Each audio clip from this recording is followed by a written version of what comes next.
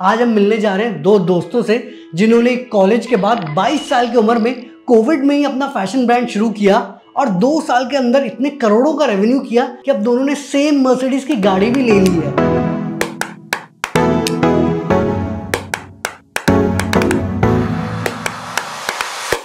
मोकम सिद्धांत, आपने जैसे कि ब्रांड के शुरू होते ही 1-1.5 साल में गाड़ी ले ली, आपको क्या लगता है कि आपके सक्सेस का मेजर कारण क्या है? खुद के घर वाले ही बोल रहे थे कि ये तुम क्या बना रहे हो। पहले सब बोल रहे बेवकूफ है, फट गया। अरे हमें तो पता ही था कि कुछ तो फोड़ेगा ये। पैसे भी इतने नहीं थे तो सारी चीजें कर हम दो ही रहे थे, बट हम ऐसा दिखाना चाह रहे थे कि बहुत बड़ी टीम है। डिस्काउंटिंग या किसी भी टाइप का प्रमोशन हमने करा। तो जानेंगे कि यार इन्होंने कौन सी स्ट्रैटेजी से सिर्फ 2 साल में इतना बड़ा ब्रांड बना दिया है और आप भी कैसे अपना मल्टी करोड़ का ब्रांड शुरू कर सकते हैं। मोकम सिद्धांत, वेलकम टू स्टार्टअप ज्ञान।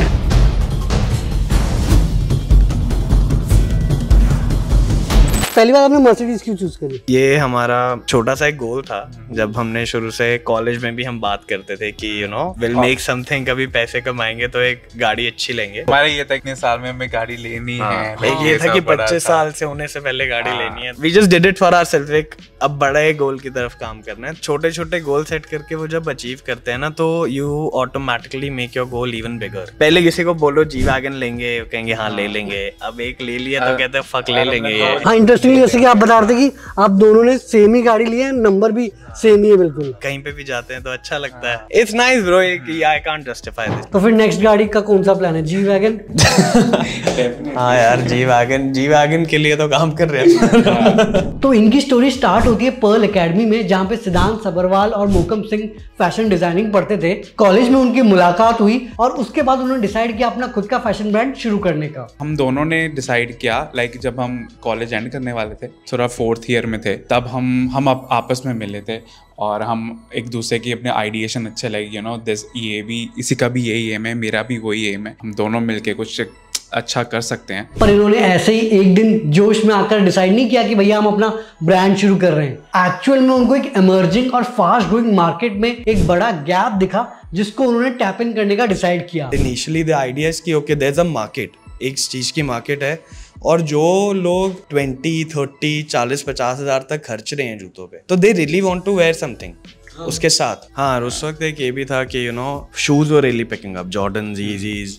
और क्योंकि हम personally we were into it, we wanted to wear the right sneaker, उसके साथ a particular T shirt, pants, and उस वक्त हमें we couldn't find proper things which we wanted to wear. हमें खुद मार्केट में उस वक्त मिला नहीं। वहाँ से दिस वॉज द आइडिया कि okay will create something for ourselves. So we started this without any plan B. Audience initially भी वो कहेगी कि इतना ही बड़ी टी शर्ट किसको बेच रहा है। खुद के घर वाले ही बोल रहे थे कि ये तुम क्या बना रहे हो, ये तो हम भी नहीं पहनेंगे।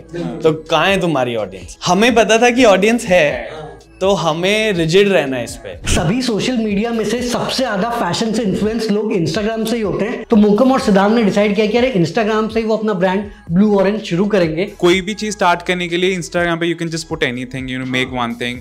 If you are very creative तो तुम कुछ भी वो कर सकते हो। हमारा जब ने स्टार्ट किया ना, पूरा 100% दिया था हमने। फोटोग्राफी एकदम कि प्रोफेशनल लगता था सब कुछ। हम इंस्टाग्राम ब्रांड नहीं लगना चाहते थे। नहीं तो पैसे भी इतने नहीं थे तो सारी चीजें कर हम दो ही रहे थे, बट हम ऐसा दिखाना चाह रहे थे कि बहुत बड़ी टीम है। शुरुआत इन्होंने टी शर्ट बेचने से करी थी और यहाँ पे उन्होंने एक मस्त स्ट्रैटेजी अपनाई ताकि वो टी शर्ट कस्टमर्स को आसानी से बेच सके। उन्होंने टेक्स्ट बेस्ड टी शर्ट बेचना शुरू किया जिससे लोग रिलेट कर पाते थे, इसीलिए वो आराम से खरीद भी लेते थे। हमने इनिशियली स्टार्ट किया था सिर्फ टेक्स्ट से।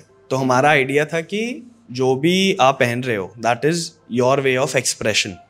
आप खुद बताना चाहते हो कि ठीक है आई एम लाइक दिस। तो जब हमने स्टार्टिंग में स्टार्ट किया था it was very text heavy. अगर जैसे अभी इसमें भी there is a lot of font, बहुत टेक्स्ट लिखा हुआ है। इवेंचुअली जब हमने सिर्फ इससे स्टार्ट किया था, उसके बाद वी स्टार्टेड एक्सप्लोरिंग। हमने ग्राफिक्स में गए। शुरुआत में मार्केट टेस्ट करने के लिए तो यार ये अपने शर्ट 1200 रुपए की बेचते थे, बट धीरे धीरे जैसे डिमांड बढ़ी अभी आप देखेंगे कि यार ये टी शर्ट्स, कार्गोस, डेनिम्स बेचते हैं और इनके क्लोथ 4000 से लेके 15000 के रेंज में आते हैं। तो हमने बिल्कुल ही 1200 रुपए से स्टार्ट की थी टी शर्ट। हमने धीरे धीरे अपना प्राइसिंग अब 3500 4000 है। जिन्होंने बिल्कुल ही स्टार्टिंग में खरीदा था वो अब देखते हैं तो दे लाइक ये क्या है या ये कैसे है।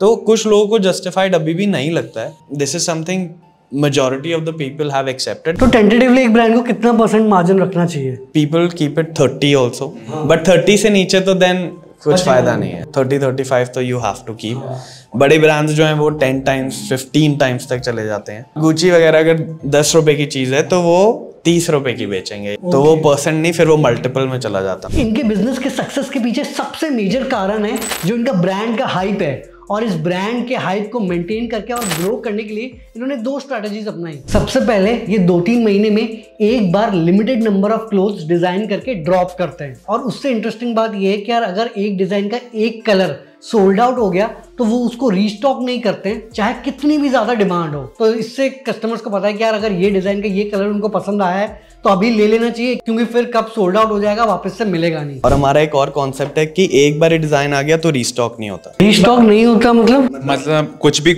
सोल्ड आउट हो जाता है, वो हम दोबारा ये, जैसे मान लो ये चीज सोल्ड आउट हो गई, दिस पर्टिकुलर प्रोडक्ट, ये कलर है, ये दोबारा रीस्टॉक नहीं होगा। ओके, तो लिमिटेड है सारी चीजें। अभी भी कुछ डिजाइन हम बनाते हैं, लोगों को बहुत पसंद आ जाते हैं, और कुछ डिजाइन बनाते हैं लोगों को बिल्कुल पसंद नहीं आते। तो ये जो हमारी स्ट्रैटेजी है ये हमारे लिए काम भी करती है और नहीं भी करती, क्योंकि कई बार क्या होता है कि किसी टी शर्ट के लेट्स से 100 पीस बनाए, एकदम से सोल्ड आउट हो गए और लोग कह रहे हैं हमें और चाहिए, पर एक हमारा ब्रांड का ही थॉट है कि हम नहीं करेंगे रिस्टॉक।